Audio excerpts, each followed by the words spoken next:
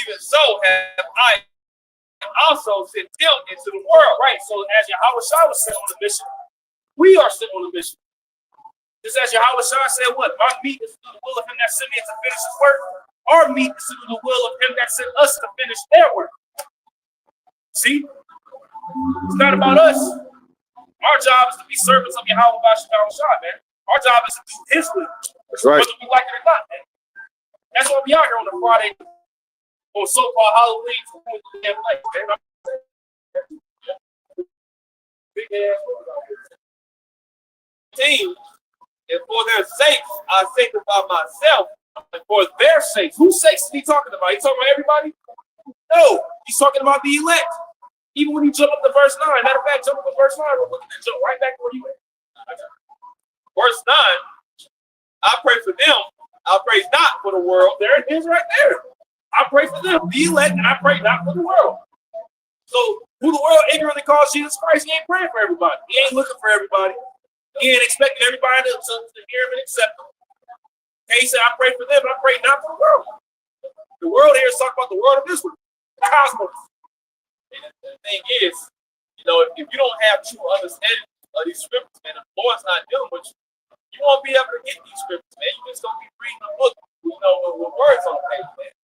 You're going to come across certain things in the scriptures that you would think is contradicting itself. For example, what we just read here in John the 17th chapter, and you go back and read John, the famous John 3 and 16, or you'll be like, oh, man, well, what is the Lord indecisive? What's the thing? You know, no, man. And you gotta, that's why, you know, our apostles elders on down, you know, they always tell us, man, get into these words, man.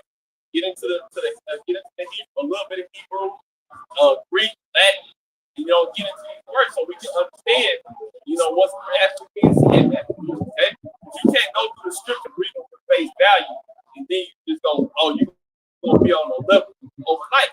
You know, no, that's not how it happens for every man you can't stand up here. Okay? Once through that diligent research and studying, you know, that's how we came up on a number where we're able to teach a fellow Israelite that. You know, that's right. Verse 9 again in John the 17th chapter. I pray for them. I pray not for the world. Them thou hast given me, but they are not. But for they are. See, the elect were given to Yahweh Shah, man. So that's when Yahweh Shah, when he said it is finished, when he went on the cross and he shed his blood, and he was the atonement for the nation of Israel. It begins with the elect. His sins covered his sin, or excuse me, not sins like his blood covered the sins, all right, of the elect. Because ultimately they were justified from the beginning of the world, man. Okay, these were those that knew that the Lord knew from the beginning, man. Okay, verse 19, and for their sakes I sanctify myself, that they also might be sanctified through thy truth. Verse 20, neither pray I for these alone, right? But for them also which shall believe on me, their word. See that? It says, neither I pray for these alone, but also for those that will believe on me through their word. See that? It's not necessarily our word. It's the words that were given to us by Yahweh Shah, as we were sent out on a mission, just as he was. Man. Okay? So, any more? Go back to read that verse. This is Amos chapter 9 and verse 9. It says, for lo, I will command and I will sift the house of Israel among all nations, like as corn is sifted in a sheaf, yet shall not the least grain fall upon the earth. Right, I will command and I will sift the house of Israel, man, which we just broke that whole process of the sifting down. All right, that the whole process of the sifting is taking place with this word going on, man. Okay, you got it.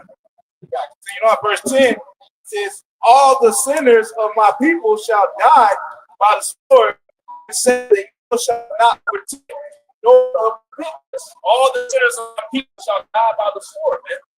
See? And what's that sword going to be? The beginning of that sword is going to be Esau Edom, man. Okay? Because remember the scripture say what? Deliver my soul from the wicked, which is thy sword. Right? And you clearly see the sword being sharpened in these last days, as I said. The sword is being sharpened, and it's also being furbished So that he can put into the hands of the slayer. Okay? Verse 11 says, in that day will I raise up the tabernacle of David. In that day will I raise up the tabernacle of David. That's what you see being built up in these last days, the tabernacle of David being rebuilt. Okay, the house of David. All right? Remember, Howard Shaw gave what? He gave the keys to people. The tabernacle of David is being built up in these last days, man. Said, in that day will I raise up the tabernacle of David that is fallen and close up the bricks thereof, and I will raise up his ruin, and I will build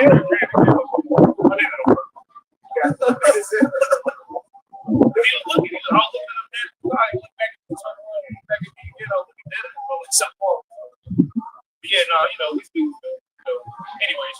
This Amos chapter 9 and verse 11 says, in that day will I raise up the tabernacle of David. They got here on Halloween hanging out with me. Right. Well, you know what I'm saying? I'm wrong. But that go to show you, Jake not serious, man. Right. They not taking this shit serious.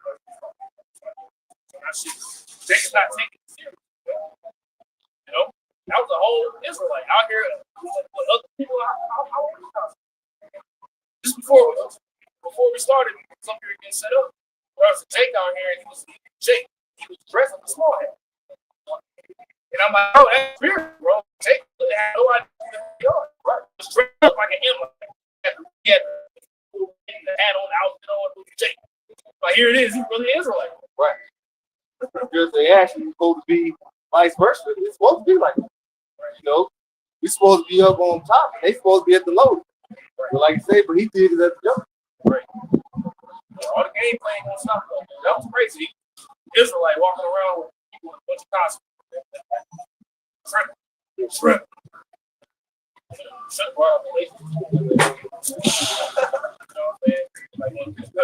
When they apostle with Apostle Paul curse out, over here, Gentiles acting like a whip come around, you trying to straighten up.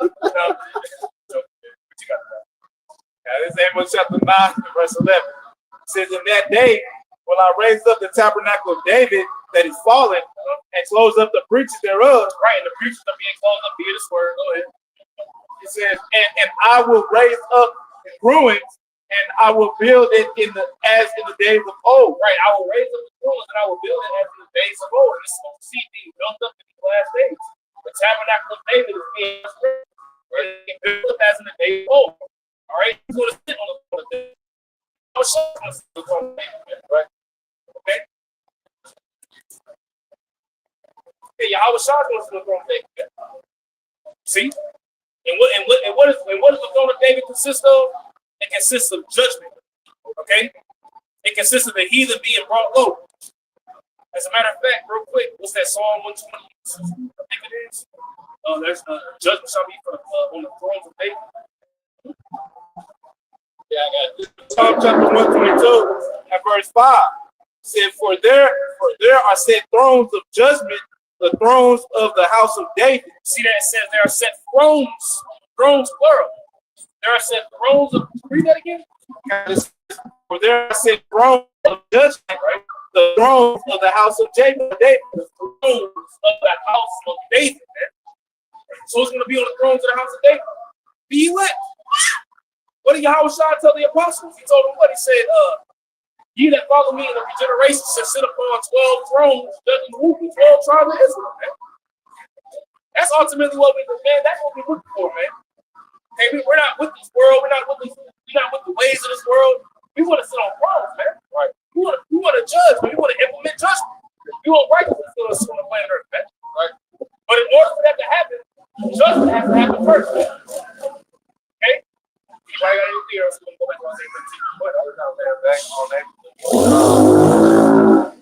9, verse 6 and 7 says, For unto us a child is born, unto us a son is given, and the government shall be under his shoulder, and his name shall be called Wonderful, Counselor, the Mighty Power, the Everlasting Father, the Prince of Peace.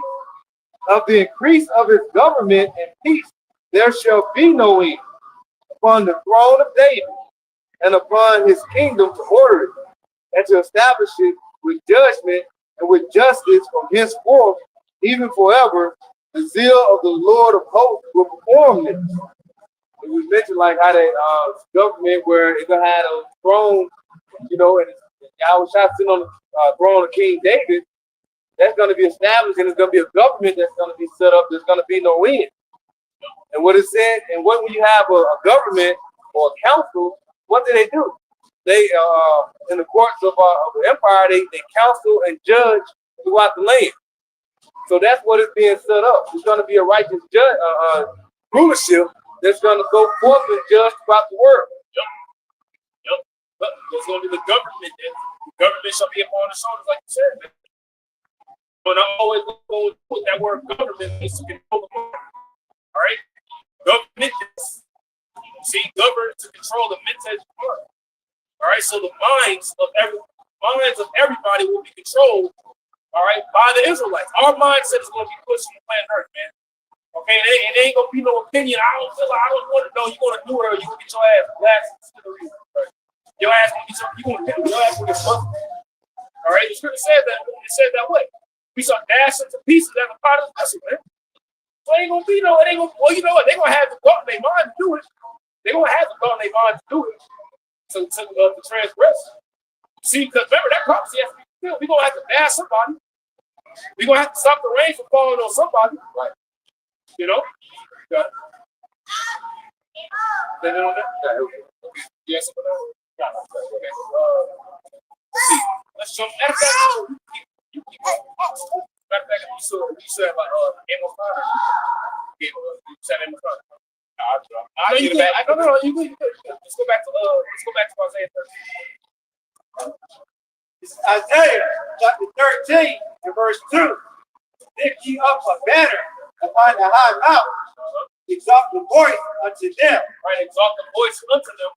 All right, we just broke and we brought a whole plethora of precepts breaking just down that one verse and what the standard means, what the standard consists of. It says in what? Verse 2 says, lift ye up a banner upon the high mountain, exalt the voice unto them, shake their hand, that it may go into the gates of the noble.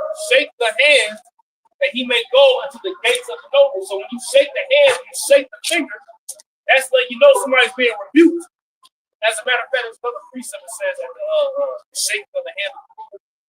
See if I can find it. Right? Shaking the hand. Isaiah 19. It's Isaiah 19 and 16. Right back. Isaiah chapter 19 and verse 16. It's on verse 14. Isaiah verse 19 and chapter 19 and verse 14. And Yahweh Shem Yahushua hath mingled a perverse spirit in the midst thereof. Yep. And it said that Yahweh Shem Yahushua have mingled a perverse spirit in the midst thereof. In the midst of where? In the midst of Egypt. That Egypt is America. So it's a perverse spirit out here right now. Literally. You got grown ass motherfuckers walking around in goddamn costumes, man. That's a perverse spirit. Okay? You got men wanting to be women, women wanting to be men. You know? You got all kinds of BS out here, man. Right. So it's a perverse spirit that's already mingled in the midst of America. Okay? It says that they have caused Egypt to err in every work thereof, as a drunken man staggereth in his vomit. Right, these people are spiritually drunken, man. Spiritually gone, man. Have no idea what the hell's going on in the world and the society that they live in, man. You ask somebody at the point where Syria is on a map, they can't even tell you. You know? A lot of people don't even know what's happening tomorrow, November 1st. You know, most people don't even know what the hell's going on out here. You know? Because everybody's caught up in folly, man. It's going to say what? Folly is setting great dignity. Right. Okay? Verse 15, neither shall there be any work for Egypt, which the head or tail, branch or rush may do. Right, there shall be no work in Egypt, man. See, that's why you see all these jobs being cut. AI is taking everybody's damn job, man. You got 48,000 layoffs at UPS, 600,000 layoffs at Amazon. You know, 1,800 layoffs at Target. You know, you got bro. Back in the day, if you got fired from your job or you need to just get something real fast, you go to Amazon. Amazon hire your ass right there. Yeah. And get some boots, man. Nigga, get to work, nigga. You know what I'm saying? Now Amazon like hell no, I got a robot that. You see everybody get ready. You got people crashing out on TikTok, social media. Why? Because they took our job. You know, they took our job. You know, they was mad at the so-called Mexican, you know, in South Park. They took our job. Man, you know who took your job now? Nigga, AI took your goddamn job, man. Right. You know, in Egypt, not for the head or the tail, man. You got people at high levels getting cut. And you got people in low areas cut. Right. Look at what happened with the tolls years ago. You had people in the toll, they would give you money, you give them change. They all of a sudden they changed that and nobody's there. So what? Everything became what? Electric or it's used as an AI. Now you got even delivery downtown. You don't have no delivery people running as much because they got robots. They sit in the corner and they go grab their food and they take it over to them. You know, it's taking up the even like mopping. Things like that. I just came from the store QT. I'm walking around. Next thing you know, this damn little machine just came out of nowhere, started mopping. Bro, that's QT. Yeah, you know, I'm mopping. Bro, I remember I was looking at some food a while back. Bro, I had a robot server. A robot server. You know what I'm saying? A robot came and delivered my food. You know what I'm saying? Like, you know, right. What did that lead to? That lead to what the article said that I read the other day. I was like, it's more people that's without jobs than it is jobs available. So if you having that, what is saying? These are saying don't need you. You don't have to teach. You don't have to help us. We got AI for that now. But people don't understand. A lot of people reject knowledge. We've been out here letting you know the things that are coming down the pipe. But what are you doing? Y'all want to go out, party, don't worry about anything. You know what I'm saying? But now you're starting to see the effects that's happening to someone near you or something that's happening in your home. Yeah. So got these niggas enchanted by this technology. Yeah. First he introduced it as something convenient. Okay, yeah, we're gonna introduce this at your job. Either so that way you can have more time to do something. Eventually that shit gonna see. You got UBI, you know, they're floating the idea around the universal. Well, they're not calling it the universal basic income, they call it the guaranteed basic income. Whereas you got a recurring payment that comes every month that can cover a two-bedroom apartment. They got that in the laws right now. They're trying to pass that law. What do you think that's going to lead to? That's going to lead to a universal basic income for everybody. Whereas, okay, people going to look at it like, okay, well, shit, I got an income that's going to cover a two-bedroom apartment monthly, and I got to go to work. Sign me up. Yeah. But that's going to come with a cost. That's going to come with more. That's going to come with more surveillance on that. These digital IDs. That's going to eventually lead to the market of peace. 12 and 10, 12, where it says he pretend to help thee, but yet he's going to undermine thee. Right. So Rock, you can break down. So Rock 20 and 12 in the GNT. Sometimes what seems like a real bargain can turn out to be a very expensive mistake. Woo! So Rock 20 and 12 in the GNT. That's ultimately gonna be for the chip. Right. You know what I'm saying? You gotta know. It says sometimes what seems like a real bargain can turn out to be a very expensive mistake. What can seem to be a real bargain, it can turn out to be a mistake for your ass, man. And these people are being squeezed into this new world order, man. Right? Everybody's being squeezed to bow down to the image of the beast, right? Whether you want to or not. I mean, most people are already wondering at the image of the beast. But the image of the beast is the revival of the Roman Empire today. As we're living in the revival of Rome. See? But everybody's being squeezed into this new system to the point where you're not going to have no say so. You're going to have people that's going to crash out. You're going to have people that's going to bunk up against the system at Section 15. You know? Most people are going to submit. You know? Like you said, we talking about you know what I'm saying? Like you said, the number of people not doing work. Like you said, bro, niggas over there sign. Yeah, it seems like it's cool. Oh man, that's a bargain right there. Yeah, you know, Esau gonna do it. Yeah, we're gonna have a drone drop. I got DoorDash 24/7. I gotta leave my house. Here it is. Esau said, your ass in a digital prison, man. 15-minute cities, everything 15 minutes away, man. Shit. Sign me up. Well, I gotta sign up. Okay, well, yeah, you gotta get this shit. But the thing is, it's gonna be such a bad time that people gonna be begging for a solution. I just gotta get you gotta get this tip. Okay, I need to eat. And that's gonna be it. Yeah, I mean, like you can really see that now how they treat the whole, the SNAP benefits and all that, right? If Esau was to say, if he was to say, all right, if you want to get your SNAP back plus more for the rest of your life or whatever, all you gotta do is take this MOTV, bro. You know how quick they will hopping out my hey, I'm fuck that. Shit, food plus more. They already crashed. It's just something like this. This is pretty much.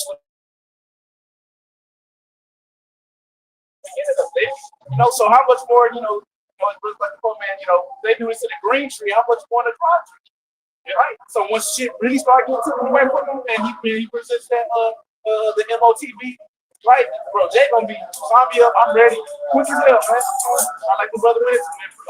Just begging to take, man. Esau might not have to really give you benefits like that. As long as you could, take care of your family. Hurry up. Right?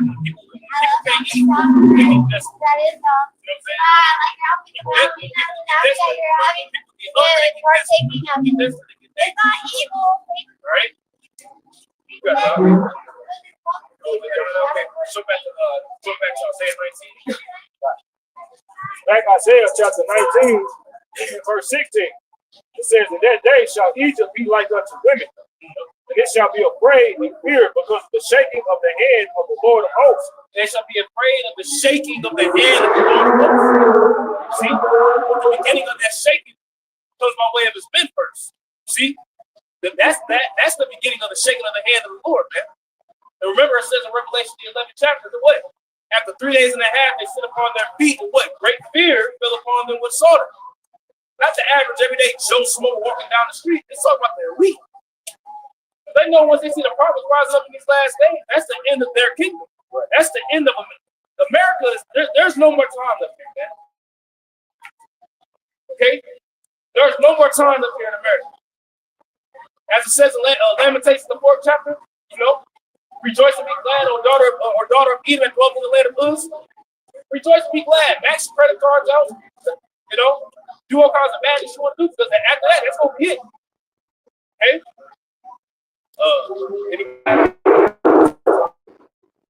They shall be afraid and fear because of the shaking of the hand of the Lord of hosts, which he's shaking over. They shall be afraid and fear. Before, it's always something where somebody says something that they're gonna do, and then when they actually pull up and do it. So we're heralding the coming of Yahweh Bashar Shai, and we're letting you know, like, look, this is what the Lord did. The Lord let you know to get right before I get there. Right. And it's like I said, it's like somebody actually pull up. Somebody was talking cash, and then they actually pull up on your ass.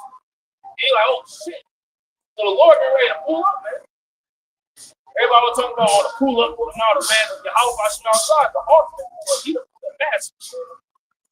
And when the Lord pull up, that's when everybody will shut down. Right. Verse 17, I'm going to read this verse in NLT. NLT.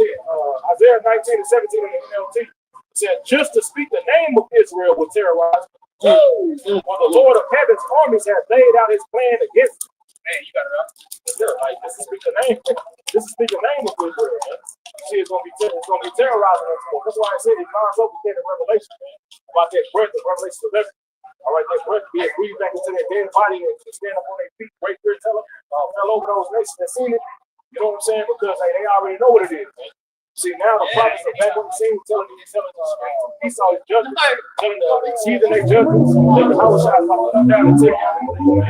See, the same people that they had in captivity, the same people that they buck broken, bred like cattle, did all kind of manners of wickedness to, and still do to this day, they will have to pay for it. I got something. Zechariah 12 and 3. Actually, Zechariah 12 and 3. It says, and in that day will I make Jerusalem a burdensome stone for all people. All that shall be for peace. So all the people of the earth be gathered together. So Israel is going to be Jerusalem. Israel is going to be a burdensome stone. And we get that word burdensome. That word burdensome here says very heavy. See, if we not agree, the burden, the paddle on the great God is going to come. The elect of the nation of Israel prophesying that. See, remember Yahweh Shai is also known as a millstone. It says that whoever falls upon that stone will be crushed, but whoever the stone falls upon will be ground to pieces. You know? Hey, hold on. The next one, you got it. Isaiah 19 and 18 in the NLT, only 17 against life. Just to speak, the name of Israel will terrorize them, for the Lord of heaven's armies has laid out his plan against them. In that day, five of Egypt's cities will follow the Lord of heaven's armies. They will even begin to speak Hebrew, the language of Canaan. One of these cities will be Heliopolis, the city of the sun. And that's, you got to look now. I was looking at that corner in that Hebrew thing. You know what I'm saying? A lot of these things, a lot of takes, they stop at the Lashon Kodash.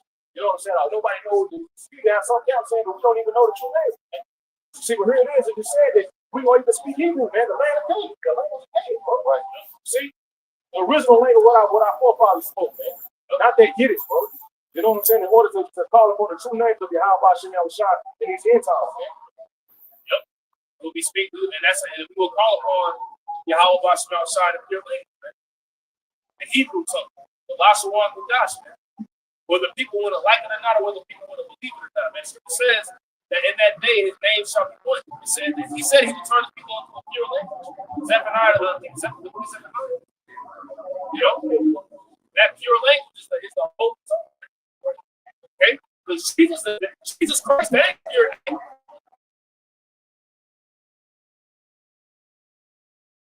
You know? Move on to these words, man. Tap back into the language. The apostle knows the great millstone, man, right? Showing you, telling you who the true prophets are, man. When we reading about what the prophet was, you know? Right. We can turn back to our heritage. They said in the midst of Egypt, right here in Babylon the Great, bro. I think it says also too, we call it the city of destruction in the KJV. Yep, read that. Isaiah 19 and 18 in the KJV, it says, and in their day shall 5 cities in the land of Egypt speak the language of Canaan, the Hebrew, and swear to the Lord of hosts. One shall be called the city of destruction. One shall be called the city of destruction, man. See, that's why we're also known as the prophets of doom. Okay, because that's what's coming, man. We're not out here to give you a good message that God loves everybody and everything's gonna be okay. God bless America. You know, USA flags flying all over the place. No, that's not our job to do, man. Our job is to let you know what the Lord's getting ready to do to America. He gonna bless America, all right. He gonna bless it with fire. He gonna bless it with fire, man. Right? Okay. Well, back when we're talking about how, they're gonna be speaking Hebrew, coming back to what? I remember who we are. The Lord opened our eyes up. This is Zephaniah. Wrote in Zephaniah 2 and 9. For then, Zephaniah 2 and 9. For then will I turn to the people a pure language, that they may all call upon the name of the Lord to serve him with one consent. That name, as Scripture said, that name is a strong tower.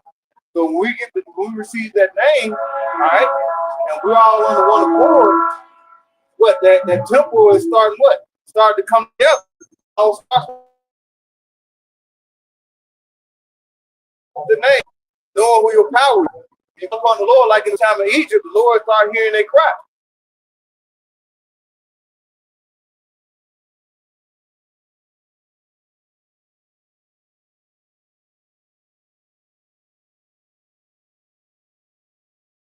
All move fast, like I said in Revelation 12 and 12, knowing he got a short time. It all started with that name. And then from there, we build on. We continue to grow. We know more and more about our heritage. We're out here to call upon the name of the Lord and tell our people to repent. And we know it's just going to be the elect that's going to receive it. But do that supposed to slow us down and play, well, he may not get it, let me chill? No. Constantly supposed to be into our people here, into the Lord here, whether they hear or forbear. I got something for you. I got something.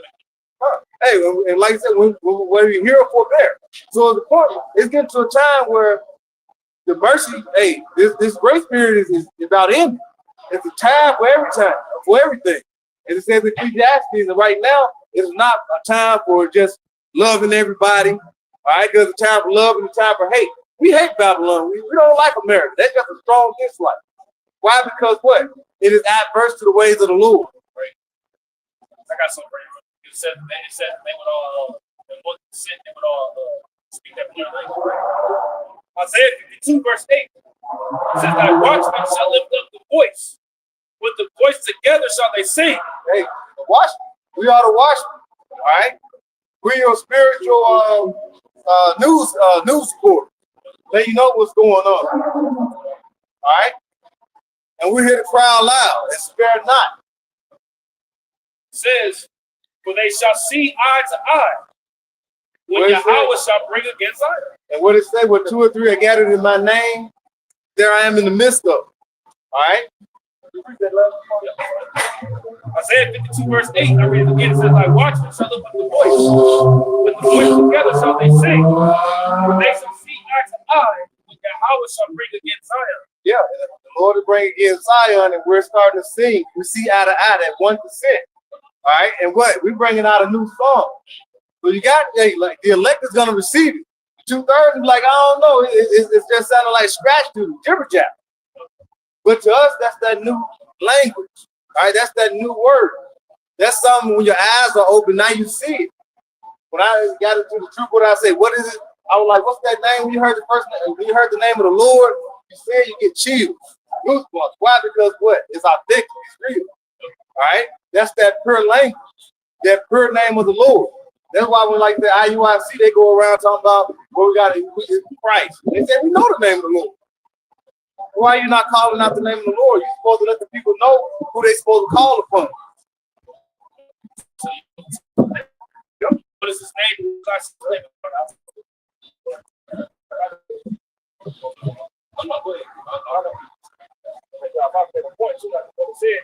Your name is important as a part of the song. Right. See, just think of important how when you listen to a song that your parents may have played when you was a child or you growing up playing on Sunday or weekend. When you hear that song now, it puts you in remembrance on how where you was back then. Bring back memories. That's the same thing. This new song that's being played by the prophets is sparking the remembrance of the event, like Paul said to Paul Peter. It's how stuff your pure mind, man. Our way of remembering. Yeah, Peter, what?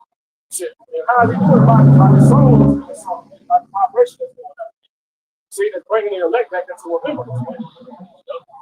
We've been given the mind of Yahweh, man. We know you want to do this. We did want to do this, man. We did want to know this. Said the spirit of the prophet was subject to the prophets. My sheep hear my voice, and I have known them, and they know me. You know?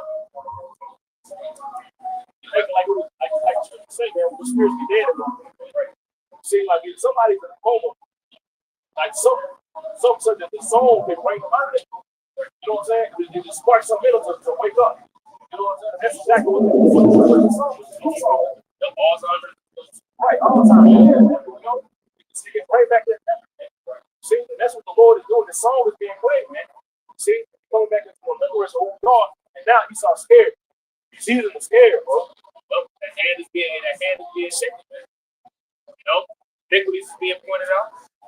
Hey, people are fear, man. You know, when you hear the threat, you know, the scripture says the Lord has threatened you should not be afraid. Right. You know, so when they hear the threat of thermonuclear destruction, famine, pestilence, you know, that should cause people to fear, man. People and they don't even hear.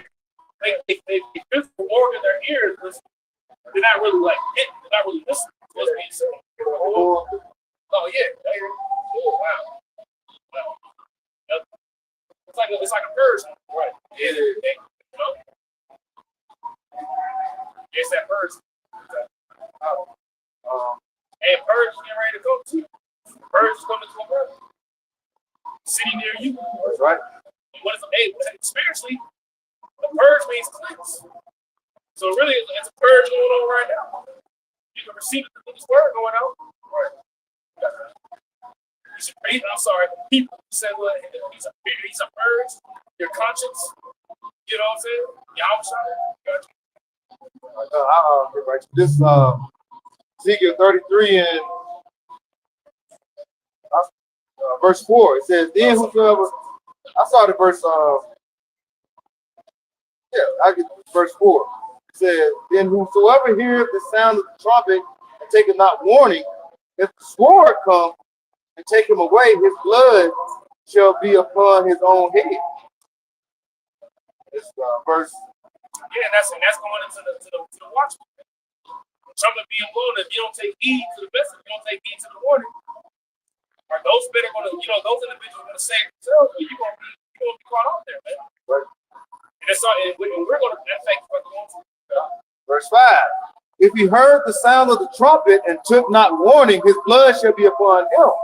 But he that taketh warning shall deliver his soul. But if the watchman see the sword come and blow not the trumpet, and the people be not warned, if the sword come and take any person from among them, he is taken away in his iniquity, but his blood will I require at the watchman's hand." And like I said, we see it do, and now we're in the time and seeing where we at. In the time of the Lord's movie, we're letting you know that we're at the end, and the sword is coming. Because look at it, we're coming back into our lots of says like Jeremiah 28, around the 8th verse. The prophet before me and before old, what did they prophesy? About many kingdoms, or about many of the downfall of the kingdom that was getting set up to come. So we're in the same lot as the prophet before us. Let you know, if we don't blow this horn and let you know that destruction, the sword has come, that's what the sword do. It comes to maim, all right, to slew you, which is what? To unalive you. That's what's coming. Bad times, as it says in Ephesians 5. Bad times, evil. And we're supposed to be letting you know. Because why? We're getting the blood off our head. Yeah. Esau is not playing what he's getting ready to do.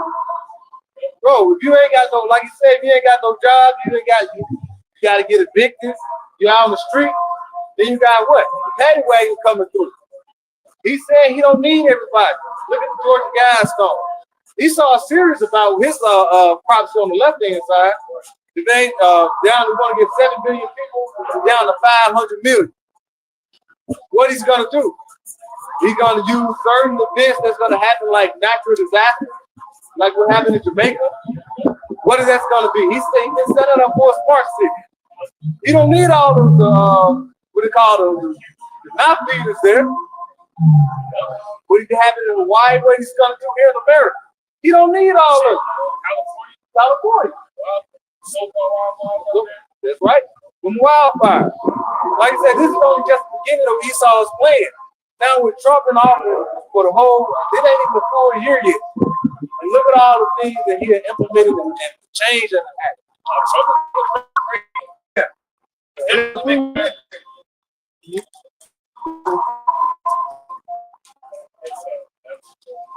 it don't include you niggas. He worked on when America was great.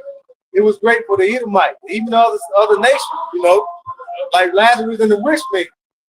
You the one that was lowly and the heathen nation was licking the wounds off of you. Now Esau's going to give. Hey, he don't give a damn about his own people. It's the lowly of the Edomites. So what he's going to do when you have more and more people that's going to be without jobs within the next year and no job? He's going to implement something like you said. He's going to bring that stipend where you can be at home, chilling like you did during the time of the pandemic. Even if you're going to get certain stipends. Yeah. Everybody was happy, comfortable. That was all. Yeah. See how people were yet. Stimulus check. Oh, yeah, I can't work. You over $2,000. I'll take it. You have to pay that shit back. Right. Then look what's coming on the first. Bro, tomorrow, don't know what's about the Lord willing. Hey, he ain't gonna try to basically open it up and get everybody their food stamp things like that. Because bro, these people bug out. They lose their mind. He's not setting up one to happen. That's why Trump was set up with like 900 National Guards in each city, major city or something like that. National Guard responsible. Yeah, get prepared for They it. can pretty much go anywhere in the country. Exactly. And it's not gonna stop there because it's gonna be more of the military. He's gonna set up for the army in due time. All right. Never trust our enemy was it said. As Iron Russ, this is still the same Edomite that was whooping you on your backs. That was basically had you in slavery, cargo, the translated slave ship. So these are the great grandchildren, great grandchildren. Some of them just great grandchildren of the people that we had were basically ruling over you with what? With whips, chains, and hanging you on the tree. Yeah, man. You know, so at the end of the day, when it's all said and done, you know, pretty much the tab has to be paid, right? And we had that time when the tab is getting ready to be paid. Okay? The tab is getting ready to be paid, right? Right. Let's go back to Isaiah chapter 13, verse 2. Lift ye up a banner upon the high mountain, exalt the voice unto them, shake their hand, that it may go to the gate of the north. You see how we break the scriptures down, man? You see what I'm saying? Like, you know, this is how you break the scriptures down the right way. You know, here it is. We only read 2 verses. So all these precepts that came out over just 2 verses, man. See, you read this, you ask the so-called Sunday school pastor, you know, pork chop eating pastor on Sunday, and you break down Isaiah 13, nah, brother, how about you go ahead and come back next week? It ain't been over yet. Right. Seals. Seals ain't been broken yet. Tell you that the seals will be loose. Somebody got to know it. Right. You know? Verse 3. I have commanded my sanctified one. I have also taught my mighty one for my anger. Right. I've commanded my sanctified ones, and I've called my mighty ones to anger for his anger. All right. The sanctified one is talking about the elect of the nation of Israel, and his mighty ones are angels. Okay? Even when it comes down to these missiles being shot, it's still going to be a whole bunch of shot control. Remember, there's an angel that has power over fire. Man. It says in the Revelation 14 chapter. You know? Just even them that rejoice in my height. Even them that rejoice in my height. Okay? Because the angels always rejoice in the presence of the Lord. Also rejoice in Yahweh Shai's height. The voice of multitude in the mountain, like as of a great people, a tumultuous noise of the kingdom of nations gathered together. A tumultuous noise of the kingdom of nations gathered together. All right, let's hold that. Let's get Joel the 2nd chapter. All right, let's get Joel the 2nd chapter. Start at verse maybe like.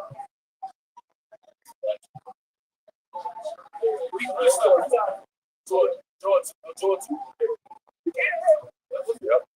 That's what we're doing right now. We're doing the trumpet in Zion. Joel chapter 2 and verse 1. Blow ye the trumpet in Zion, and sound an alarm in my holy mountain. Let all the inhabitants of the land tremble, for the day of the Lord cometh, for it is nigh at hand. Right, the day of the Lord is nigh at hand, man. That's our job, is what? To blow the trumpet in Zion, man. Cry loud, spare not, lift up my voice like a trumpet, show people that transgressions, the house of Jacob their sins. So a trumpet, the spiritual trumpet is being blown. All right, as we was going into earlier. You got it. Verse 2 says, a day of darkness and of gloominess, a day of clouds and thick darkness, as the morning spread upon the mountains. And that's going into the destruction. All right, because when these missiles hit, man, it's going to cause everything to go dark, man. All right, the sun ain't gonna be shining when these missiles hit. Right. They ain't gonna be able to see the moon and the stars. No, it's gonna be completely dark outside, man. Okay? All the dust and all the debris that's gonna be blowing through the sky. Right. Mushroom cloud. You know? And also too, you can't forget the chariots will be blocking out the sun too. So man, the Lord gonna have all bases covered when it comes down to the story. Like with an alarm, you got like different sounds of an alarm. You got an alarm that you could triumph over your enemy. This ain't the right alarm. This alarm is crying out for a battle cry, a war a war. I mean, obviously there's a sound of war in the land. I think the book of Isaiah, what's going on, Back in Joel chapter 2, in the middle of verse 2, it says, "A great people and a strong." They have it says, "There have not ever, it's like there have not been ever the like, neither shall be any more after it." That's going into the business. Go ahead. Even to the years of many generations. Right, because after this war, it's going to be the war to end all war. Man. That's why in Isaiah the 2nd chapter, those various information says what? They're going to beat their swords and the plowshares and the spears back to the ponies. See, but this is going to be the war that's going to cause everything to be changed. You ain't gonna have no stockpile, but you can just let them hid somewhere and he got it. Here it is, destroying, destroying all the weapons. Then goddamn Edomite got a missile tucked away somewhere in the basement jail cell. Here you go, I know it's not gonna happen. All these missiles that are being graded are going to be used. They ain't gonna have no missile in the museum. Yeah, this is going to be the missile that was going to pop off World War III, so there was negotiations on. No, that ain't going to happen. He's so using missiles now. Right. So what's the difference? Yeah. There's a missile drop. I think there's a missile drop every 12 minutes. Underneath the Trump administration. Every 12 minutes, missile drop. You got that. That's all.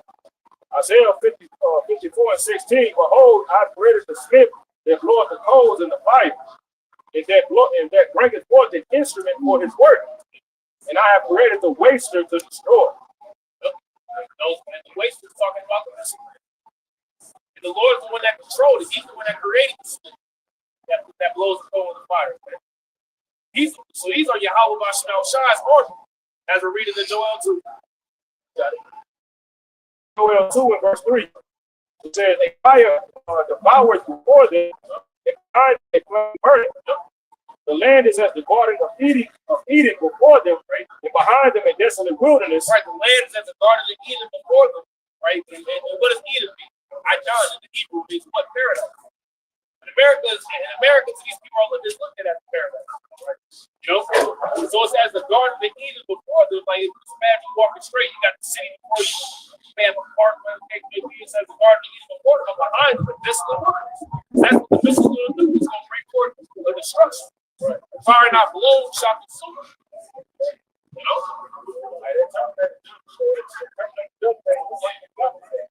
Right before that missile it was like a garden. Everybody heard it was beautiful.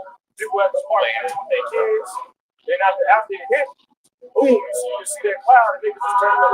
They just fold up, turn it and get into the dehydrated. Right? Going back, it says, verse 3, it says, "The fire devours before them, and behind them a flame burning. The land is as the garden of Eden before them, and behind them a wilderness. Yea, and nothing shall escape them." Nothing shall escape them. Nobody's going to escape the missile. Missiles. Nothing's going to escape them. You're not going to be able to escape them. You're not going to be able to go into your basement wherever you at. No, everything here in America is completely on fire. Verse 4. The appearance of them is as the appearance of horses. Horses represent power. And as horsemen, so shall they run. Like a noise of chariots on the top of mountains shall they leap. Like the noise of a flame of fire that devoured the stubble, as a strong people set in battle array. Before their face, the people shall be much pain. Pretty much people sit before their face, people shall be much pain. And when they see these things coming upon the earth, they're going to know that they're done. They're going to know that they're done, man. People will be dropping dead, getting heart attacks, shitting on themselves, throwing up on themselves, pissing, screaming, people running around. Especially when they get that message that, wrestling shot a missile over here is going to be here in 20 minutes. This is not a test. This is not a test. And they're going to say, try to get to a bunker or a safe place. There ain't going to be no safe place. It shows you that in the American Horror Story, man. And what episode of American Horror Story where guy came with the dude, like, man, look, they shot the missile off. And I said, let my son know that I love him. That was it. You know, so when they get that vessel of missile getting shot off, China, Russia, Iran, Pakistan, India, France, Germany, Great Britain, you know, this is not a drill. Take cover, take safety, but it ain't gonna be no safe place for you to go. Or are your plans, aspirations, your savings through? All your dreams gonna be turned into nightmares. Get in your stomach. You gotta remember that they got submarines in the ocean too that they carry nuclear weapons, man. Yeah. It'll get here faster than the one that's actually shot from their land. It takes like a Russian submarine. They say it'll take about like 10 to 15 minutes for it to touch America, bro. That's fast, bro. 15 minutes you can't hit. You can barely get down 30. 15 minutes, yeah. You know what I'm saying? By the time you walk from here to the camp, to the cars from camp, that's 15 minutes. That's rough. That's destruction. You know what I'm saying? Like, Russia got a new missile called the Flying Chernobyl. What? The Flying Chernobyl. No, wow. You know what I'm saying? And that missile, when I looked it up, that missile can pretty much stay in the air for days or weeks. So that at any given moment, they can cause it to hit when they need to hit. And it gets undetected. And it has limitless range. It just going or just hovering and then what? Well, it can stay in the air because the oxygen, it doesn't need to refuel up. The oxygen is in. Boy, it's by the anger of the Lord, boy. And they don't cause it raining fire. That's what they call it. Wow. You know, so hey man, so the spirit of the Lord is on these missiles to be created the way for the waste to destroy. Bro, China has a missile called 61. 61. The missile itself was called 61. It had 60 warheads, one hydrogen bomb. Wow. And it says that one missile was every single had 61 warheads. They go up, go in all directions. Ooh. For the Lord, boy. You know, so these bases they playing, bro. Like these missiles, it's gonna be a destruction from the Almighty, like I said about the They constantly making these missiles and creating these different type of nuclear weapons. For what? You think they just create them just to say, look what we got? The time where the Lord is gonna send the mind of these kings to utilize these missiles. So these things are getting set up for, like I said, a waste to destroy. That's happening. That's gonna happen. Thus said the Lord. The Lord said his word is not gonna come back forward. You know, these technologies increasing, weaponry is increasing. You know, where these missiles can get they mark faster. Right. So we're in chapter 2 and 6. It said, before their face, the people shall be much paid, and all faces shall gather blackness. Right? People gonna be trained, and they gonna be looking, they gonna be like, damn. You know, men's hearts fell in for fear. Right? You know, that made me think of they gonna be in the spirit of despair, pretty much, of no hope. You know, I say life, how life flashes before your eyes, right before you die. That's this is where they gonna be in. Life flash right before their eyes, looking at the missile. Right. You know, like the brother made the movie example. Son, I love you. His wife, I love you. Whatever. No, I think of one movie where that was like a family sitting at the table. Until right before everything I put up. Yeah, don't look up. Yeah, this one was. Don't look up at the table. They're like, yeah, boom. You got fucked up.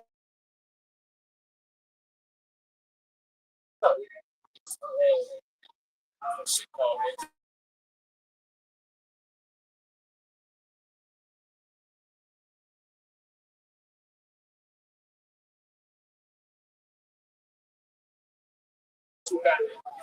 In America, they got 18 minutes to figure out.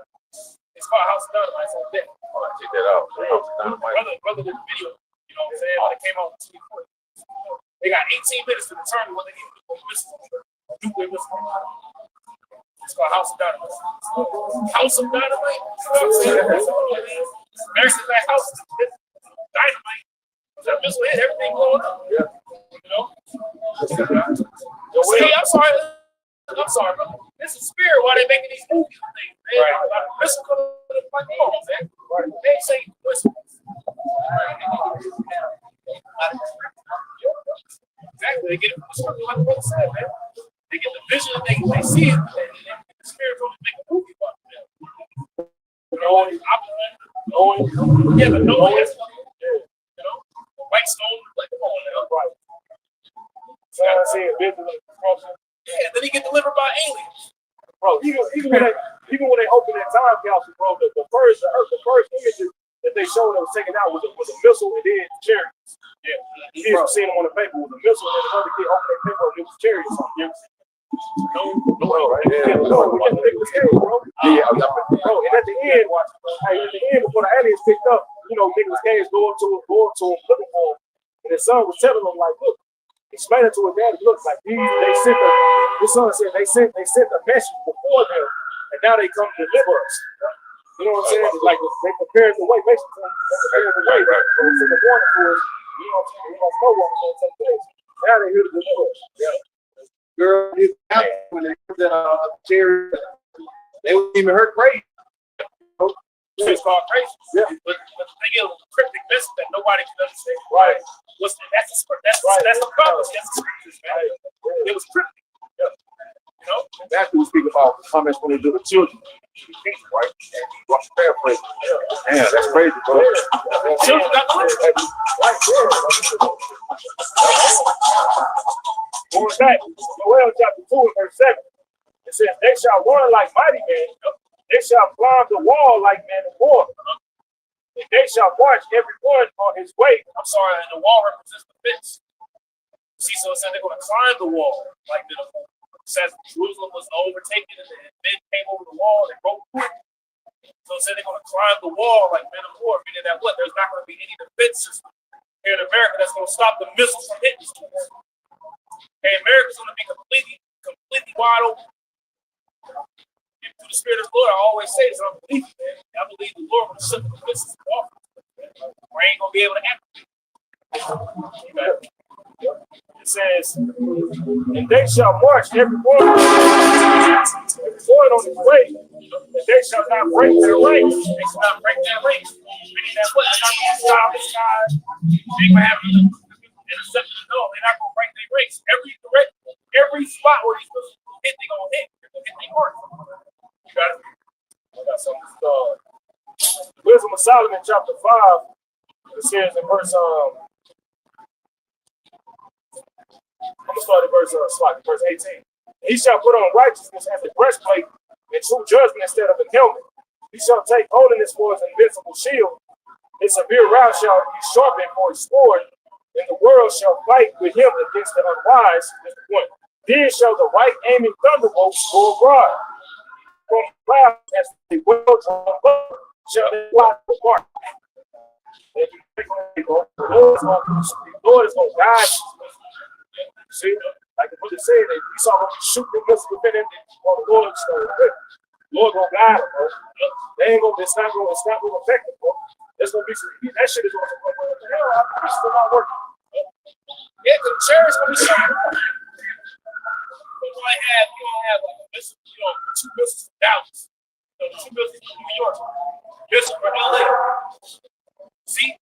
There's going to be missiles that's going to hit this place. It's going to be a wall of fire that's going to engulf this place. Right? It's like, if you in your right mind, you would hear that, you're like, a wall of fire going to engulf this place of bury you. Something to snap your mind. Once again, these people are fine. Completely saturated the neighborhood. You got people dressed up so hard, Jesus. You know what I'm saying? Like I was saying earlier, bro, you had a Jake that was over here dressed like a small head. Jake, the Israelite dressed like a immigrant. Because Jake would think they the fucking the heathen shit. So here it is, he's really the Israelite. Right. Completely backwards. What? You got it right. Joel chapter 2 and verse 8. Neither shall one thrust another. They shall walk every one in his path. They shall fall, and when they fall upon the sword, they shall not be wounded. I want to get that word sword, bro. Absolutely. Going to that word sword is Allah. Yeah, Shalach. All right, it says Shalach, like the sin, cast. It says weapons. It says missiles. Missiles. Literally, missiles. Literally says missiles there. Right. That word has a root missile. Yep. It says there's a sin in the way. What's going to be sin? Missile going to be sin. Yeah. You know what I'm saying? This is going to be sin. They go. Matter of fact, let's go over that real quick. Somebody get Psalm 11. Psalm 11. And I think it's verse. Psalm 11 and Psalm 11 and 6. And then you know what I'm saying? A few words on the bread. I'll read it. Psalm 11 and 6. Upon the wicked he shall rain snares, fire and brimstone, and a horrible tempest. This shall be the portion of their cup. So it says upon the wicked he will rain snares. So get that word snares real quick.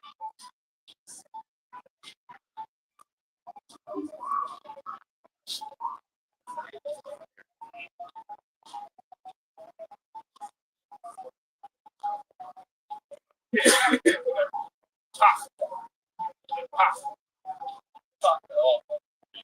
is strong H 6340. This is pop, which means a bird trap, snare, or of calamities. Go ahead. Plots, source of agent of calamity, source or agent of calamity. So there's going to be a source or agent that's going to bring the calamity. That's going to bring the destruction, right? Go ahead. A plate of metal. A plate of metal.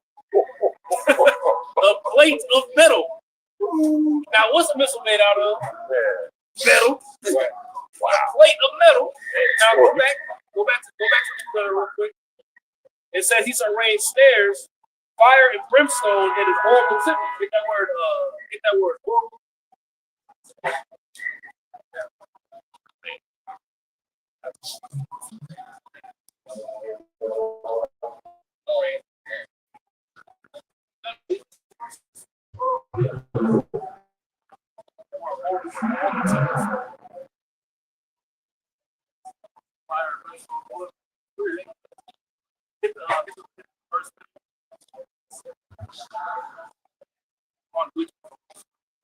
He said metal, and Benaiah read the scriptures where it said the smith brought the coals. The metal can't form itself into a missile. Right. So he used the modern day scientists, what's called blacksmith back then, to create the weapon of destruction. Man. Yep. For some odd reason, it wasn't so horrible. But that word horrible here in the Hebrew is a light bulb, right? It says burning heat, raging heat, consuming heat, right? So that horrible tempest is going to be a raging heat, a burning wind. See that? So that horrible tempest, he'll rain snares, the source or agent of calamity that's going to bring a raging, burning heat. Metal. A plate of metal. So plates of metal. Oh, they don't call it that Russian missile. What? Raining fire. What's going to rain from the sky? Plates of metal. Missiles that are made out of metal are going to rain out of the sky. That's going to bring burning, raging heat. Job 20 and 24. He shall flee from the iron weapon, and the bow of steel shall strike him through. I can read that again. Job 20 and 24. He shall flee from the iron weapon, and the bow of steel shall strike him through. He shall flee from the iron weapon. Read that. Can you read it in the NLT? God, it says, Joel 20 and 24 in the NLT.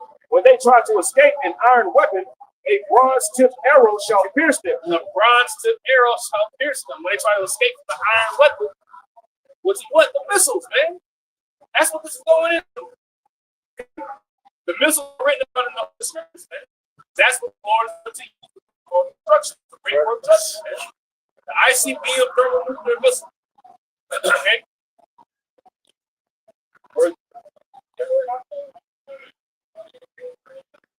This, I want to get this here in chat. trust me, chat, to back up what the brothers are reading here in Joel, the 2nd chapter. It's just a little quick overview of J. Robert Oppenheimer. You know, and I'm gonna read through it. I'm not gonna read all of it.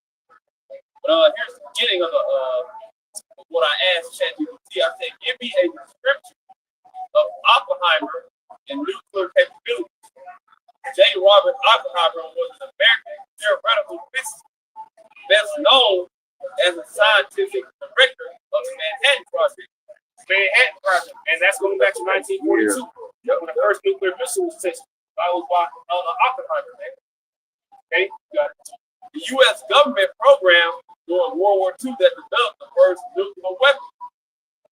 He was often called the father of the atomic bomb. Oppenheimer played a central role in bringing together leading scientists, organizing research facilities like Los Alamos, and guiding the scientific breakthroughs that led to the first successful nuclear test in July 1945. Okay, that was the first successful one in 1945. I'm read over here. It says nuclear capability, general overview. Because I'm sorry, but what happened in 1945 wasn't 44. It was that the atomic bomb was dropped. I believe that might have been 44. 42 or 44. Somebody can fact check. That's when the first atomic bomb was dropped in Hiroshima and Nagasaki at Batman a little bit. A little bit of Fat Boy, whatever that shit is called. Fat Boy, a little bit, you know. But that's when the atomic bomb was dropped. This is the testing of nuclear power, which the technology just increased. 45 when the atomic bomb. Hiroshima and Nagasaki was an anti-Semitic bomb. Little was the nickname. What? And that plane, bro, when you look it up, that plane that dropped the bomb was called the Necessary Evil. Wow. I never knew that. Necessary Evil. Yeah, Necessary Evil. Wow.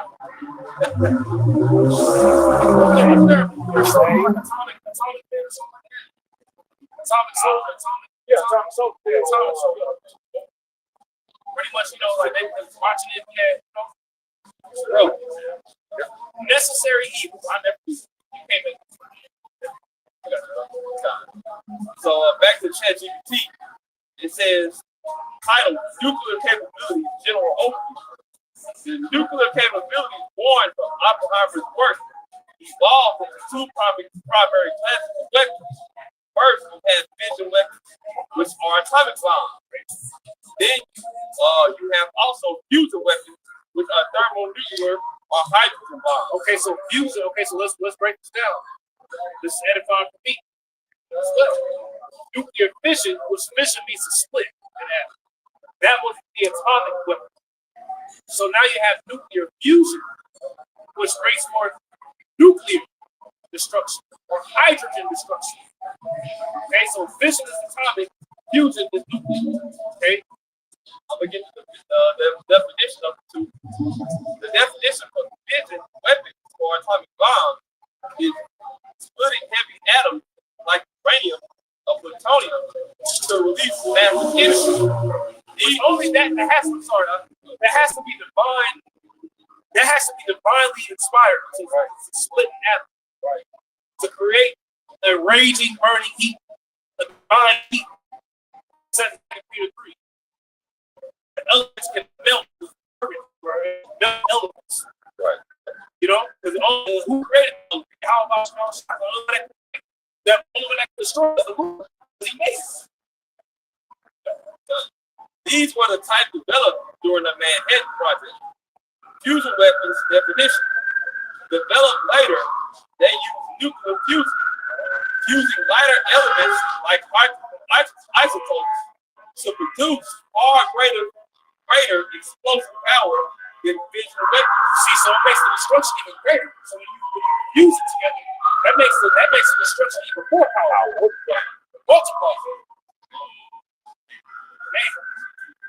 Like I say, he said nuclear bombs compared to atomic bombs are 1,000 times stronger. Just imagine that Hiroshima and Nagasaki, those two New cities. Just think about how it was spread if a nuclear bomb hit. Right. 1,000 times stronger. And that's, I'm sorry. One kiloton. I was gonna say, well, they liken the atomic bombs compared to the missiles today. They liken them to like a water gun. You know, Super soaker. like a little toy little water gun compared to what they got. Wow. It says Oppenheimer's legacy. They'll bring a water gun to an actual swim. So what happens? It says Oppenheimer's legacy. Oppenheimer remains a complex figure, celebrated for his scientific leadership, criticized and self-critical for the destructive potential of nuclear weapons. That's why he said what? He quoted the Bhagavad Gita. He said what? I become the destroyer of worlds. You know, I become what he said, I become death, I become the destroyer of worlds. See, because when he understood it, he seen in the vision that he had, the technology that destroy and set the world on fire.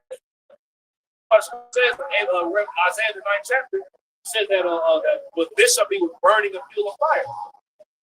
This war. And the last bullet point says, he remembered for his later efforts to promote strength and peaceful uses of atomic energy. You know, and that's funny. You know, here you are. You're the man that orchestrated it all, man. You're the one that the Lord, Yahweh, outside you to promote and create massive amount of energy and passion, man, in the earth. But now you try to backtrack like, damn, the shit I just created. I can like the brother just said, I can like whole fucking world on fire with it, man. You know, so he tried to push out to the pretty much the heads of the earth, the leaders of the Dukes of Edom, like, hey, y'all might want to chill on how y'all use this in the future, or y'all can damn near destroy the whole world and destroy everybody in it. You know, but that's the thing, man.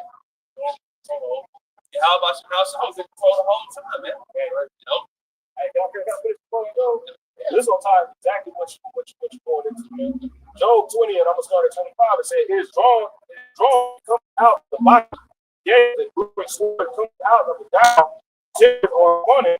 All darkness shall be hid in his secret places. A fire not low shall consume him. It shall go ill with him that is left in his tabernacle. So, bro, that's why this scripture is going to get into the prophet right now. See, the prophet put these visions together at the time until what we see. Okay, this had to be what the Job was talking about.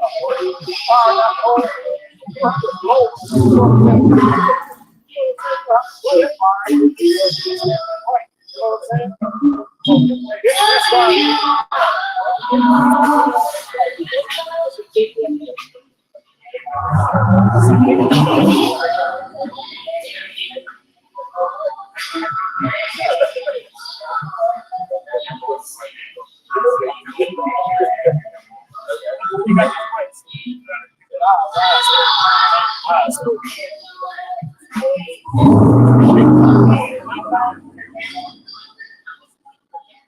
Father says great things. Right. I keep saying this, you got grown ass boy right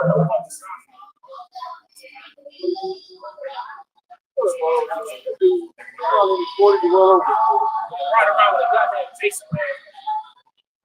He's old for that shit. Big ass person. Playing Candy Rains. Fire. Come on, Fire Rain, bro.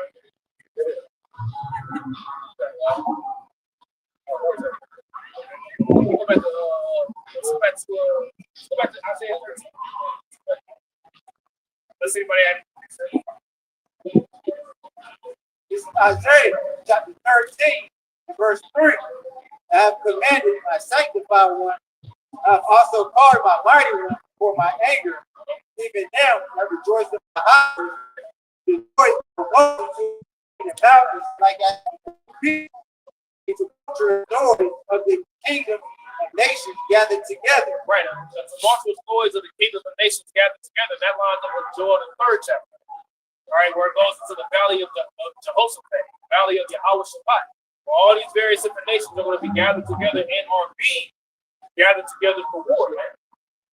Okay. The Lord Yahweh opposed musters and hosts of the battle. See, It said the Lord Yahweh of hosts muster up the host of the battle, man. So that lets you know that the Lord is the one that's in control, man. Like, he's the one that's gathering them together in that region of earth for judgment. Man.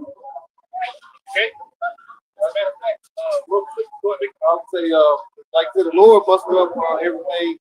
It's in the Lord's hands. We were mentioning about Oppenheimer. Oppenheimer had dreams and these certain things growing up. The Lord had them in his mind for a due time for him to create this. All right, to set up the created atomic bomb. Then at the end, he realized what's going on, and basically, the military people kind of did away with him because, like, what he wanted to make a change. Like, damn, this can put the world on fire. Lord gonna set up these kings of the earth to start moving forward, form these things. All right. Hey, is that the door? These the actual war of all wars that they call it. Because they are two wars past and one is gonna come quickly, which is more coming quickly.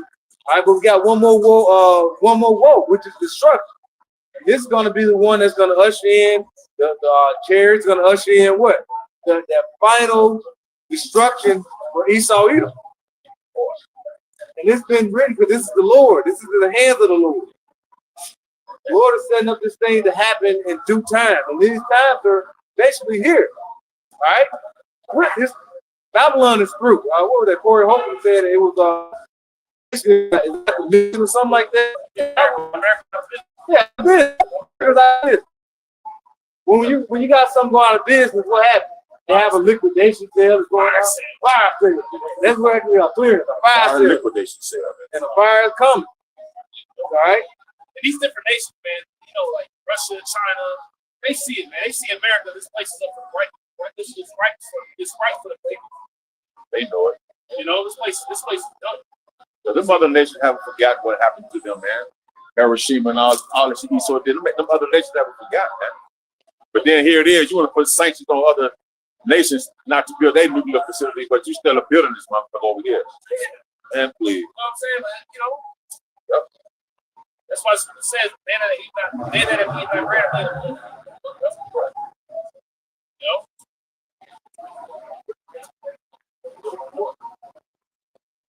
It'd be crazy, man. You got thanks, man. That's what they are.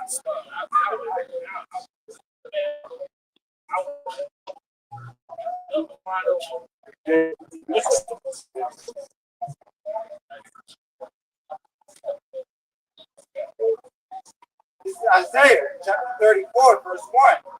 Come near, nation, see here, and hearken, you people, right?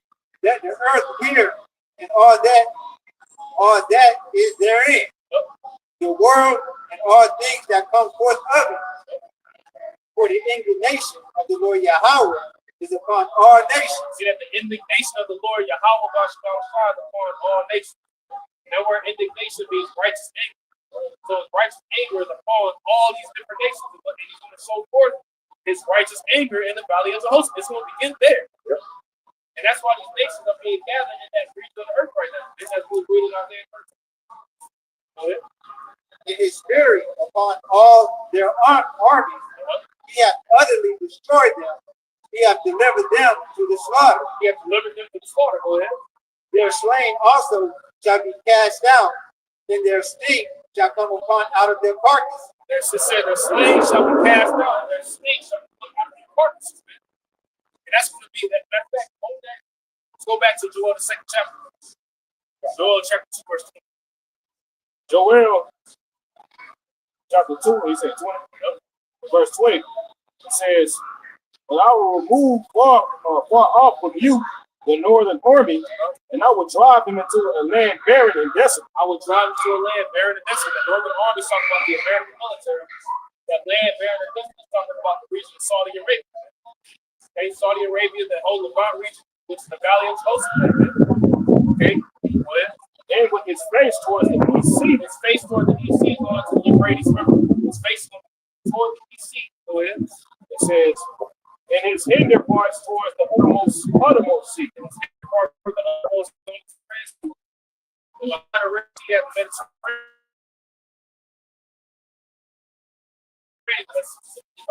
And his ill savor shall come up, because he have done great things. His stink shall come up. And his ill savor shall come up. So you spread and recess. Go back to Isaiah 34 and verse 3.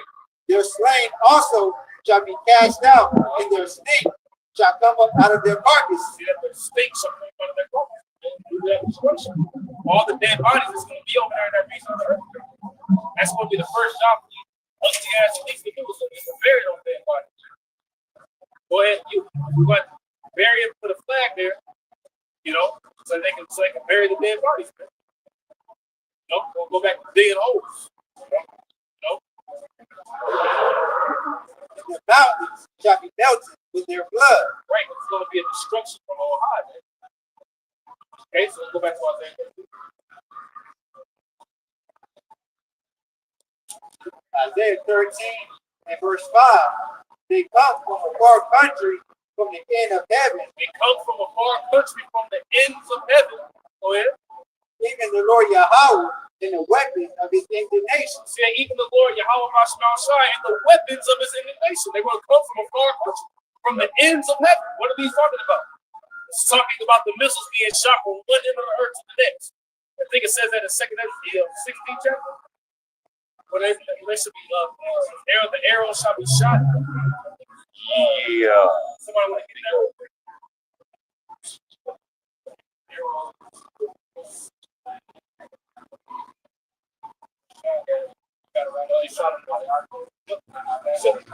This is 2 Ezra chapter 16 and verse 16. It says, like as an arrow which is shot of a mighty archer returneth not backward, even so the plague that shall be sent upon earth shall not return again. 16 others. Oh, okay. This is 2 Ezra chapter 16 and verse 13. It says, for strong is the right hand that bendeth the bow. His arrows that he shooteth are sharp and shall not miss when they begin to be shot to the end of the world. There it is. They said they shall not miss. They're going to hit their mark. As we read in the 2nd chapter earlier. It says when they begin to be shot from the ends of the earth. See? That's why they talk about no actual somebody with a bow and arrow shoot from Spain all the way to France. You know what I'm saying? They ain't talking about somebody from America shooting that's going to go all the way to South America. No, this is talking about missile technology, man. The arrows being shot from the ends of the earth, like it shows in Terminator, man. Right. I think it shows that in Oppenheimer too. At the very end. So it shows the missiles being shot from one ends of the earth, man. That's what the ICBM technology can do. Whereas it can go from one end of the earth to the other in 30 minutes, man. Once again, that's 30 minutes ain't enough time. Nothing. Right. And just think about it. You ain't gonna be able to go into you think it's gonna just be free, just smooth traffic? So you can try to get somewhere safe? No, man. It's the traffic jam. Right. It shows you that what's that movie? A Deep Impact. Deep Impact when that meteor was coming in, everybody trying to go to that mountain for sure. Everybody, you know what I'm saying? No, everybody's making up in there.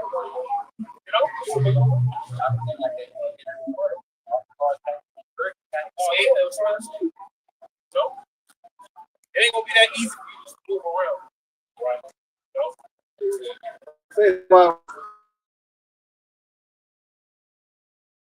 Even when things start getting bad, when something like that happens, people think they're going to go, what they call have like underground bunkers, food, they're talking about anything pop up, like any type of nuke or something, they can go down there and they survive. You might be at work, at the store, you can't get back to, you can't get back there. So it's basically not the leak that happens. You got the inside scoop like the elite, right? You see the elite go make it to those bunkers and shit. They're gonna make it. They're gonna make it. We gonna take it.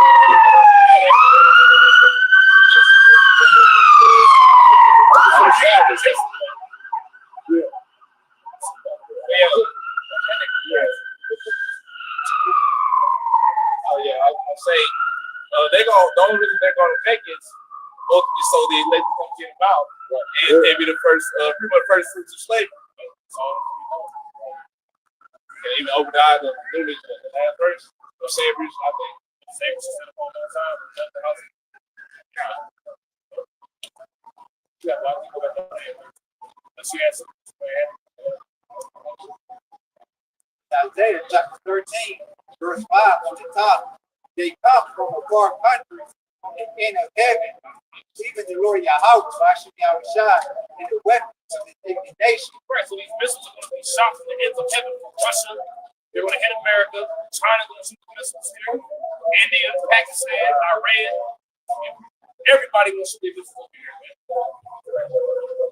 Okay, your great US of A is going to be no longer, no more.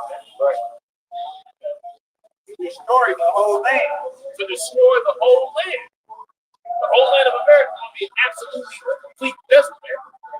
Okay, let's let you know that this ain't talking about ancient Babylon. Where did the Lord come from heaven with his weapons? Destroy ancient Babylon. And it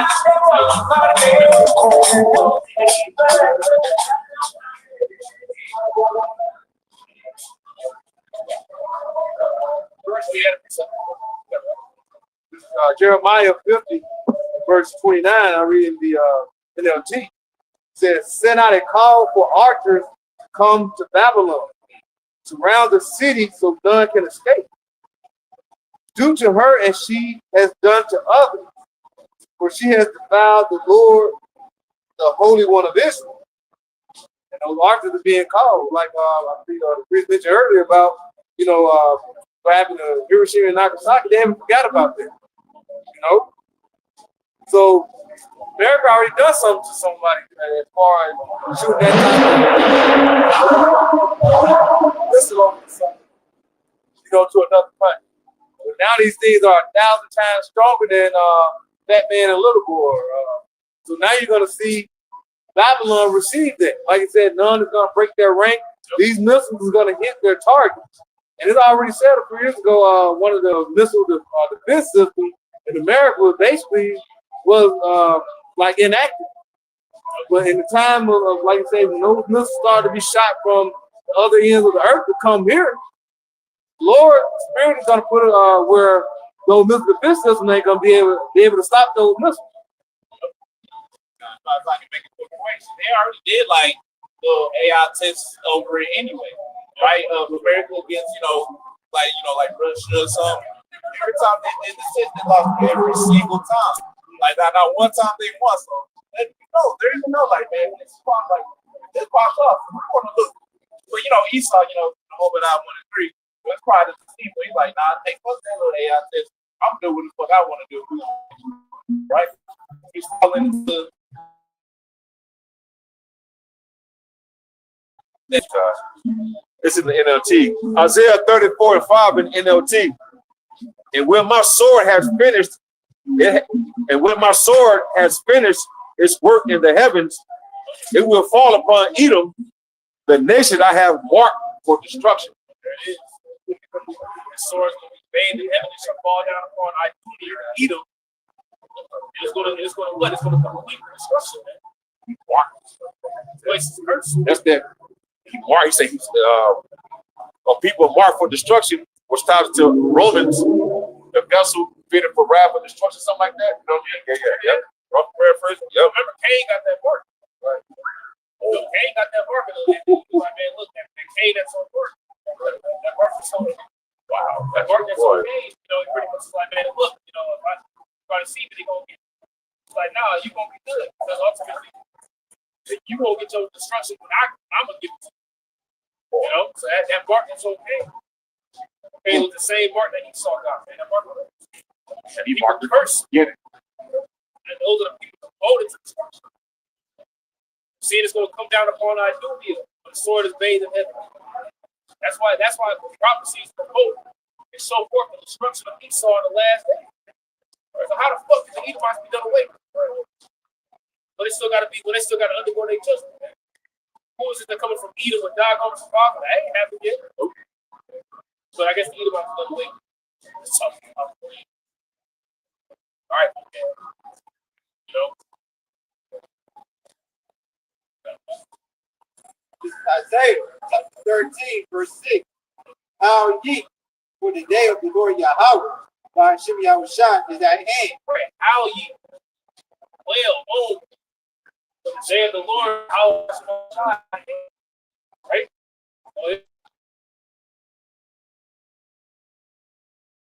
It shall come as a destruction from the Almighty. See, this is going to come from destruction from the Almighty. That how about Shah orchestrating destruction. Verse 7. Therefore shall all hands be faint, and every man's heart shall melt. There it is. All hands are going to faint, every man's heart shall melt. Okay? When your heart melts, that pretty much means that your mind is going to be gone, man. All your aspirations, dreams, you know, this whole idea of Babylon the Great continuing forever is going to be completely done. See, what we're going to be praising Yahweh Shine that day, man. Right. The scripture says, praise ye the Lord in the fires. You know, because we understand that this place has to go. We're going to be praising, hoping that we make it. Remember, the scripture says that the righteous will scarcely be saved. You know, but we want this place to go out, man. We want this place to be destroyed, man. Immediately. Verse 8. They shall be afraid, pain and sorrow shall take hold of them. As we read earlier, their faces shall gather blackness. Pain and sorrow shall take hold of them, man. You know, as travail upon a woman or child, they shall not escape. You know? He said, they shall be in pain as a woman at travailing. They shall be amazed one at another. Their faces shall be as flame. Their faces shall be as flame. They shall be amazed at one another, man. You know? Just imagine that, man. Everybody just looking to see the get shot up. They got all kinds of mayhem and chaos. They gonna know that. They gonna know at that point that, man. As a matter of fact, hold that. What's the song? Chapter?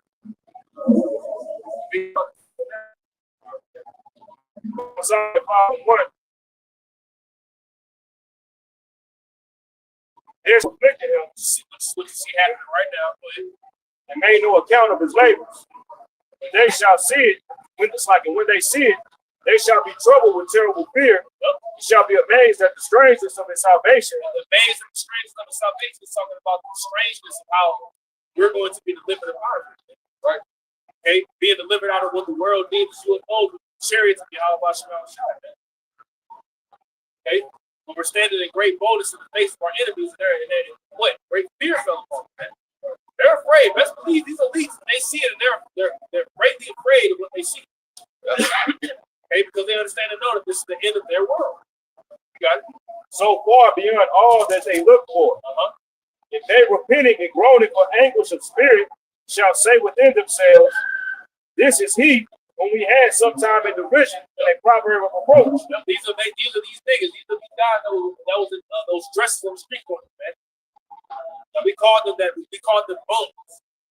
You know, we mocked them, we made fun of them, we scoffed. Right. Drewski gonna be looking on, man. You know, that big ass nigga not even gonna make it. You know, big ass nigga. They gonna have a hard time with the Twinkie big ass nigga.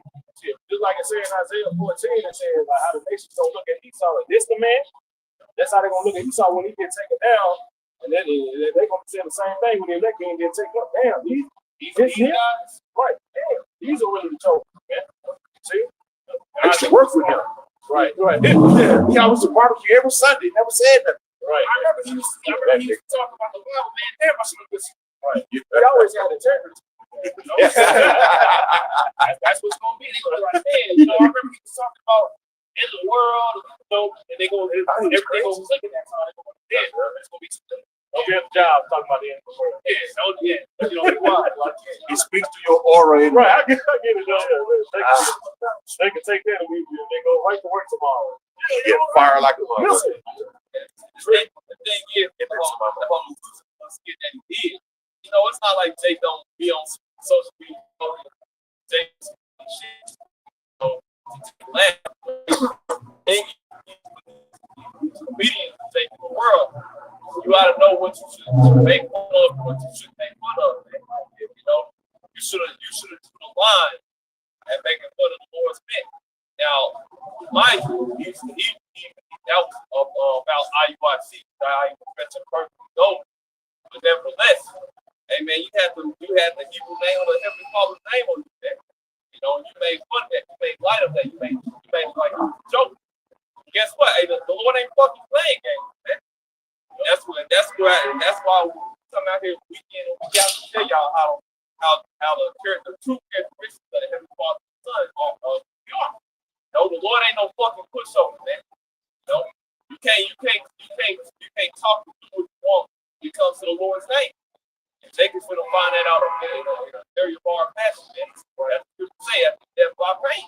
And then we're gonna fucking see how funny it is.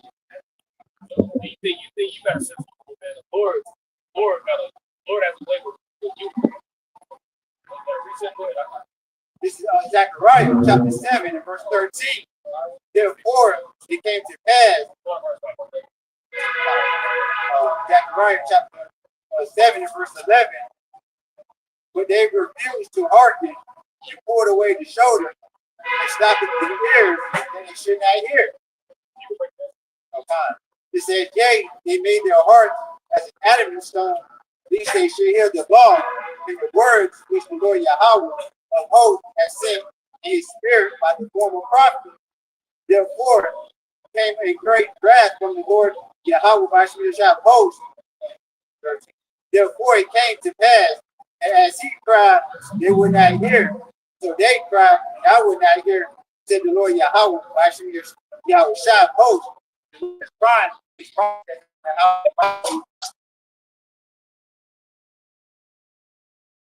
giving you the 2/3 of the Negro Latino American Indian mark stop the prophets. Therefore, the Lord said, the days of your calamity, you will laugh at it. Mark. Right. Saying so when you express, when you in English, Lord will laugh at you. Right. You know, so at the end of the day, the joke's on you. You know, you think that you're joking, but the scripture say you can do nothing against you. Everybody has to fit prophecy. You know, Drewski, you know, hey, he has a large following. You know, so you know, when you go on that cover board, you got a lot of people on the cover board playing games. You know? So all those people on the cover board playing games, laughing, and you working yourself. And so the Lord used Drewski just to have a lot of people get hurt. Right. You know? But then again, you have people, you know, you see on the cover board, man, hey, you know, real life, they're gonna get mad at this. I was reading the comments. Sorry ass, old ass on there. You know? Wasn't laughing up, man. This guy bought a black all out. Oh, man, you 40, man. Anyway, we go back to Chris looking on with Back in Wisdom of Solomon chapter 5 and verse 3, it says that they were repenting and groaning for anguish of spirit shall say within themselves, this is he whom we had sometimes in derision in a proverb of reproach.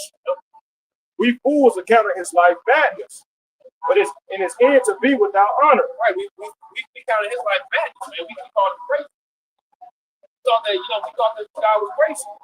You know, we ain't know he was phone. You know, that's what they think. Right. So what? Lo and behold, the problems of he was on. Right. You know? It says verse 5, how is he numbered among the children of God, and is not among the saints? Therefore we have erred from the way of truth, and the light of righteousness have not shined unto us, and the sun of righteousness rose not upon us. Ultimately, the light of righteousness that shone upon them, it wasn't the see? So, you know, what shit really is, they're gonna be like, damn, so we should be paying attention to the listening.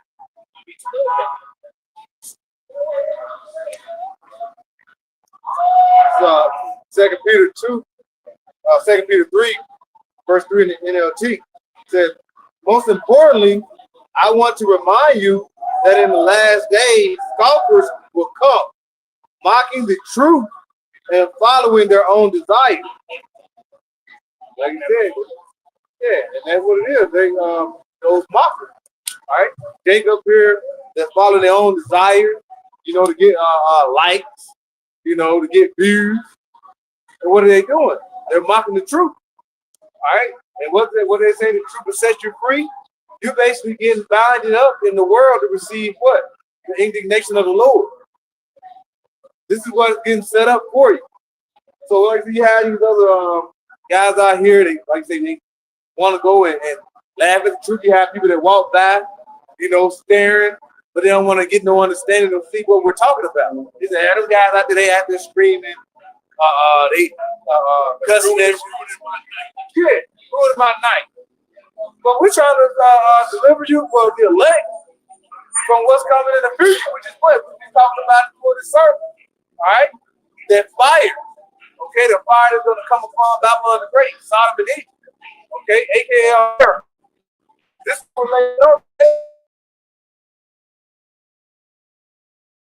about to come. And you got to keep mocking and scoffing. The Lord said he's going to start in the house, Ezekiel 9. He's going to start in his house. Talking about people that ones that know the Israelites, even the ones, the 2/3 that basically they are Israelites, but they don't want to hearken to this word. This is Ecclesiastes chapter 5, verse 1. Keep thou foot when thou goest to the house of the Most High, and be more ready to hear than to give the sacrifice of food.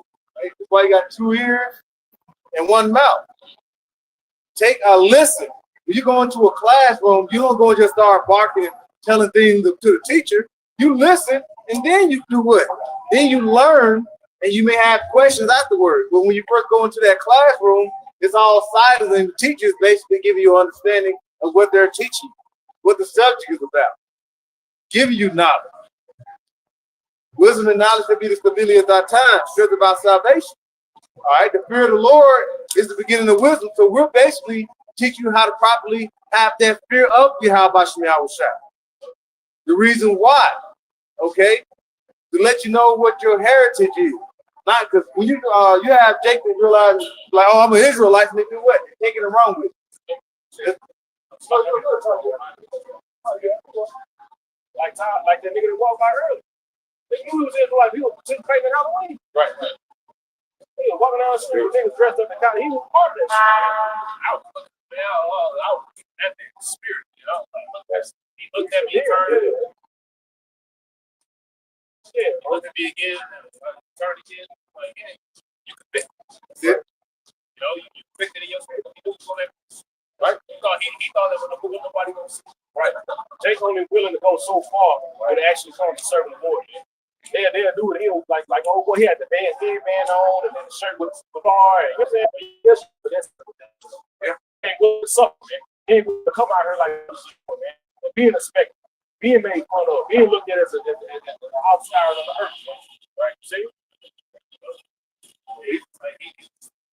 That bone raised up, he didn't have a breath. Right. Yeah. This is the house of the Lord, because Lord, like I said, he's not dwelling in a temple built by hand. This is a part of that temple right here. So you basically just walk right past the temple, okay? Where you can eat freely. All these things you can do and receive this knowledge. But what do you rather do? You rather be scoffing, walking on paths. But this is the time where if you don't step into the house of the Lord, you're going to be marked. All right? I got it. Here you go.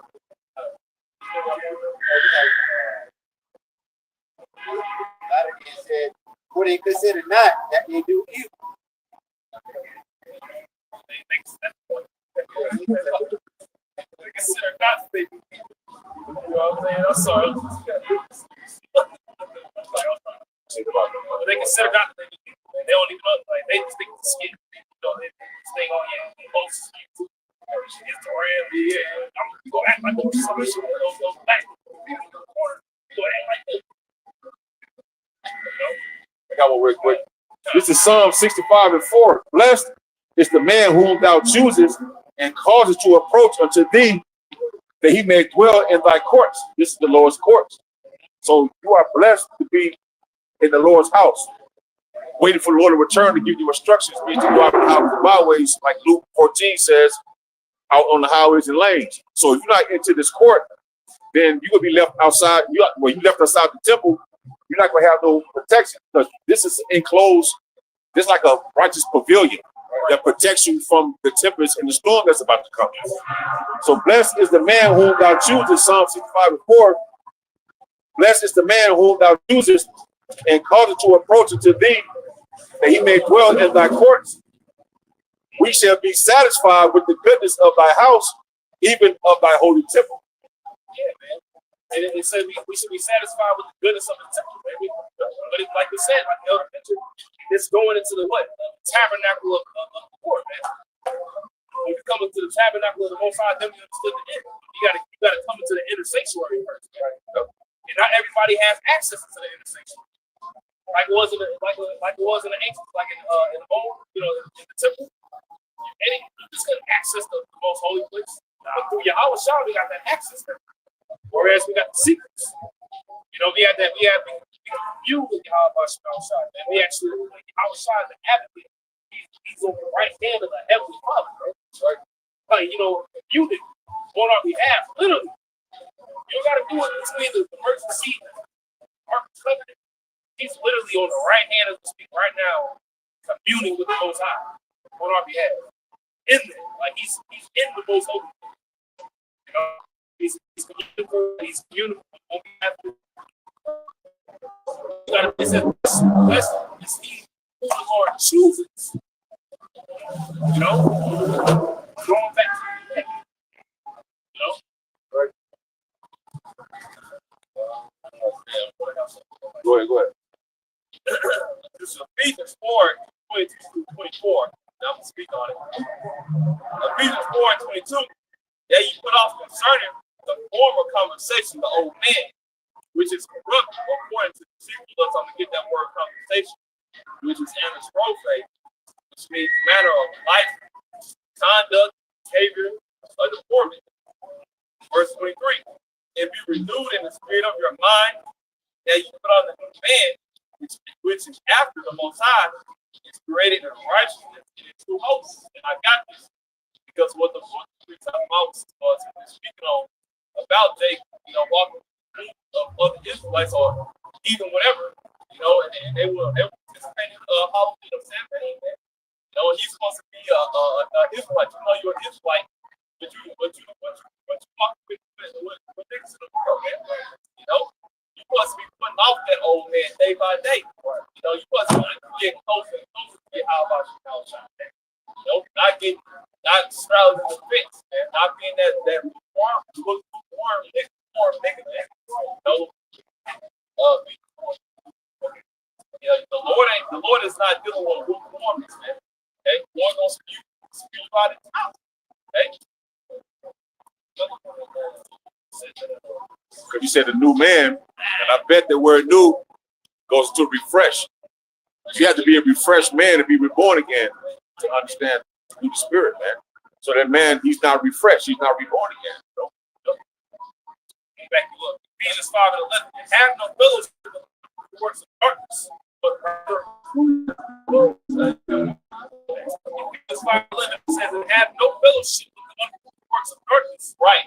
So you say you like, say you believe in the Heavenly Father, say you believe in Yahweh, say you're gonna follow the will of the Heavenly Father and Son. Guess what? You should be participating. You should be willing and one. You should be around. You should be at the right take. You know what I'm saying? You should be out doing events, wearing a Christmas sweater. Shooting fireworks with niggas on 4th of July. You should be doing none of that shit, man. That's all nigga shit. You should be off. Eating a bottle of food, set shellfish, pork. Jake's big as fucking number block.